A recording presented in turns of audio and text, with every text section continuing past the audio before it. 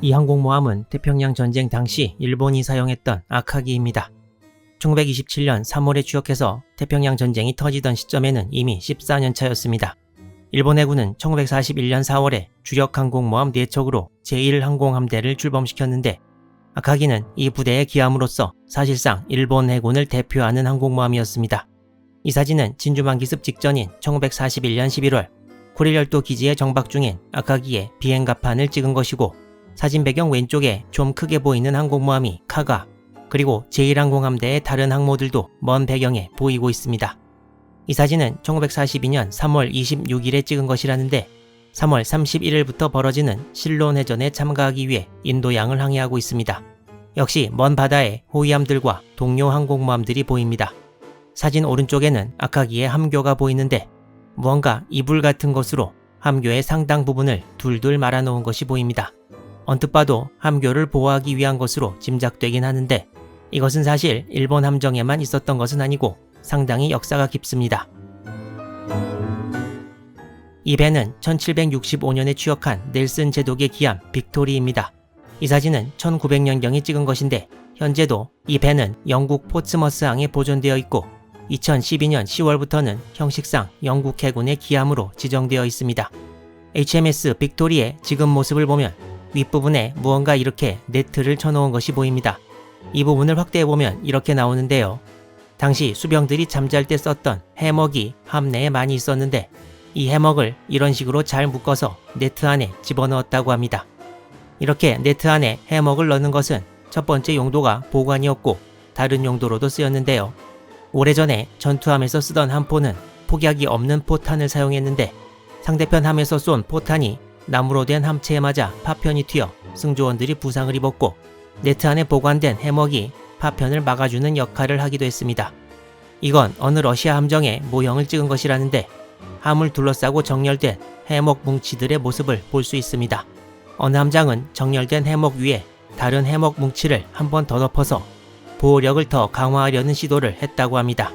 비록 이렇게 해먹을 묶어놓은 것이 매번 파편과 소총탄을 막아주는 것은 아니었지만 어느 정도 효과는 있었다는 증언이 전해오고 있습니다. 해먹을 이용해 승조원의 피해를 막는 전술은 각국 해군 함정의 무기가 크게 발전한 20세기 초반에도 계속 이어졌습니다. 처음에 나온 항모 아카기 사진과 더불어 아마도 이것이 해먹을 이용한 방어를 보여주는 유명한 그림이라고 생각되는데요.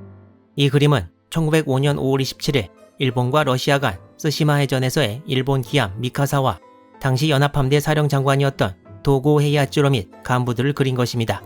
당시 일본 지휘부는 일본 용어로는 노천함교, 영어로는 컴파스 덱에서 지휘했고 파편으로 인한 피해를 줄이기 위해 일본어로 즈리도코, 즉 해먹을 묶어 놓았다고 기록에 나와 있습니다. 그리고 이렇게 20세기 초반에 일본 해군과 마찬가지로 서양의 해군도 이런 방법을 계속 사용했습니다. 위 함정은 1916년에 취역한 영국 경순양함 캔터베리입니다. 이 사진은 1916년과 1918년 사이 어느 시점에 찍은 것이라고 되어 있는데요. 함교 쪽을 보면 좀 멀지만 무언가 덧대어져 있는 것 같이 보입니다. 캔터베리의 함교 부분을 더 확대한 사진을 보면 구조물을 보호하기 위해 매트를 덧대어 놓은 것이 확실히 보입니다. 이건 확실히 해먹을 이용한 것은 아니고 매트를 따로 만들어 붙여 넣은 것인데요. 해먹을 매번 붙였다가 떼었다가 하는 것도 사실 힘들고 승조원들은 보호하더라도 파편으로 해먹이 손상되면 잘 곳이 없기 때문에 항상 붙이고 다니도록 이렇게 매트를 따로 만든 것이고 이런 매트를 스플린터 매트라고 불렀습니다. 파편에 해당하는 영어 단어가 많은데 스플린터도 거기에 들어가니까 파편을 막기 위한 매트라는 뜻이 될 것입니다. 이렇게 따로 매트를 만드는 것이 해먹을 둘둘 말아서 사용하는 것보단 조금 더 발전된 축에 속한다고 보여집니다. 앞서 본 캔터베리뿐만 아니라 유틀란트 해전에서 활약한 영국 순양전함 라이온을 보아도 함교 부분을 보호하기 위한 스플린터 매트를 확인할 수 있습니다. 이 배는 USS 본 스토이벤인데요. 1917년 4월에 미국이 독일에 선전포고를 하고 필라델피아항에 있던 독일 선박을 징발해서 미 해군에 줘서 미 군함이 되었습니다. 이 배의 함교 부분을 1918년 12월에 촬영한 것이 위 사진이고 확실히 스플린터 매트가 둘러져 있는 것을 볼 수 있습니다. 방금 전 보았던 영국 함정보다 매트의 크기가 더 커진 것도 알 수 있습니다. 영국과 미국 함들만 스플린터 매트를 장착한 것은 아니고 1914년경에 찍은 것으로 추정되는 호주 구축함 와레고의 사진을 보아도 함교 전면에 스플린터 매트를 둘러놓은 것을 볼 수 있습니다. 다만 여기선 미국, 영국식의 사각형 매트가 아니라 해먹을 말아놓은 것 같은 형태입니다. 1930년대로 추정되는 이 영국의 MTB, 모터 톨피도 보트에도 앞부분에 스플린터 매트를 달아놓았습니다.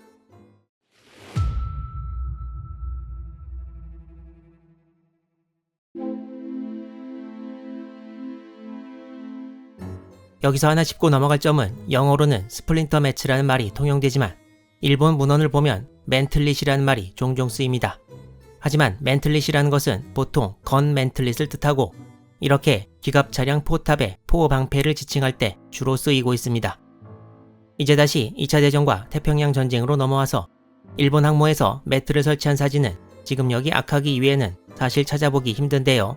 진주만 기습에 앞서 영식 함상 전투기, 즉 제로 전투기가 출격 준비를 하고 있는 모습을 보면 악하기 함교 아랫부분과 윗부분에 매트를 묶어 놓은 것을 더 잘 볼 수 있습니다. 하지만 이건 조금 전 보았던 1905년 스시마 해전 때의 해먹과 거의 비슷한 모양이고 1910년대에 이미 영미권 해군이 쓰던 매트와는 다른 전통적인 형태임을 알 수 있습니다. 하지만 1920년대에서 30년대를 지나면서 스플린터 매트는 점점 사라져갔는데요. 미국에서는 일단 함내에 이렇게 3층으로 되어 있는 침대가 해먹을 대체한 것도 있고 함내에 연료와 폭탄이 가득 찼고 항모의 경우에는 항공기와 항공유도 들어가서 적의 공격을 받았을 경우 파편으로 인한 피해뿐 아니라 화재의 잠재적 위험이 더 커져서 가연성 매트를 장착하기 어렵게 되었다고도 합니다. 그럼 이러한 매트는 2차 대전 때는 일본 해군만 채용했느냐? 그렇지 않습니다. 태평양 전쟁에서 맹활약했던 미 항공모함 엔터프라이즈. 전쟁이 끝나고 미 해군에서 항모 엔터프라이즈의 전투 기록을 간행했는데요. 여기에 흥미로운 대목이 있습니다. 1942년 2월 1일 엔터프라이즈 항모부대가 당시 일본이 장악하고 있던 마셜 제도 공습에 나섰고 일본군의 반격을 받았습니다. 그리고 이 전투 기록에서 당시 엔터프라이즈에 스플린터 매트가 있었다고 명시하고 파편을 막는데 별 효과가 없었다. 그래서 스플린터 매트를 함에 더 이상 사용하지 않기로 했던 기존의 결정을 입증하는 결과가 되었다고 기술하고 있습니다. 그렇다면 1942년 2월 1일까지 항모 엔터프라이즈에 이런 매트가 있었다는 말인데요. 1942년에 찍었다는 엔터프라이즈의 함교 부분을 확대한 사진을 보면 일본 항모들처럼 확실히 보이진 않고 아마도 이 부분에 매트 비슷한 것이 붙어있는 것 같이 보이기도 합니다. 일본 해군은 태평양 전쟁 때도 이런 매트를 활용했지만 태평양 전쟁 당시에도 이미 역사에 뒤진 것이 되었고 이후 사라져버렸습니다. 일본 항모 함교에 붙어있는 이것들이 도대체 무엇일까? 저는 항상 이런 의문점에서부터 출발해 자료를 찾고 모아서 정리하고 영상을 만드는데요. 구독자 및 시청자분들이 과연 어떤 수단으로 영상을 보시는지 알아보기 위해 얼마 전에 제 채널에서 설문조사를 하나 실시했습니다. 모바일과 PC 공이 채널 초기 화면에서 커뮤니티를 가시면 있는데요. 설문 내용은 모바일과 PC 중 어느 것으로 유튜브 영상을 보시느냐는 것이었습니다. 약 2200분이 투표에 참가해 주셨고 무려 58%가 거의 혹은 전부 모바일로 영상을 보고 계시고 모바일이 PC보다 더 많다까지 합하면 거의 80%에 육박합니다. 그런데 여러분들께서 스마트폰을 계속 보시면 아시겠지만 눈의 피로가 상당합니다. 저도 스마트폰을 보다 보면 시간이 조금만 지나도 피로가 몰려오는 게 확실히 느껴지는데요. 제가 국내외 자료를 찾다가 발견한 게 있는데 바로 윌라 오디오북입니다. 일단 스마트폰이나 컴퓨터 화면을 들여다보지 않아도 돼서 그게 너무 좋고 처음에는 전쟁 관련 컨텐츠를 찾아보려고 시작했는데 오디오북 전체 메뉴를 보시면 여러 사람의 취향에 맞게 많은 컨텐츠가 준비되어 있습니다. 제가 하고 있는 역사 분야에도 많은 책들이 올라와 있지만 다른 분들이 관심 가지실 만한 분야도 충실한 컨텐츠가 있고요. 모바일 윌라 앱이나 PC에서 윌라 오디오북에 접속하셔서 닥터제이 쿠폰을 이용하시면 첫 달 무료에 이후 3개월간 50% 할인된 가격으로 이용하실 수 있습니다. 그리고 일단 이용을 시작하시면 한 명의 가족을 무료로 초대할 수도 있다고 합니다. 제 채널에 오시는 시청자분들 스마트폰을 많이 사용하시는데요. 전문 성우의 목소리를 통한 좋은 컨텐츠를 즐기실 수 있는 기회를 가지셨으면 좋겠습니다. 지금 화면에는 PC에서 접속한 것만 보여드리고 있는데 물론 스마트폰 윌라 앱을 다운받아서 이용하실 수도 있습니다.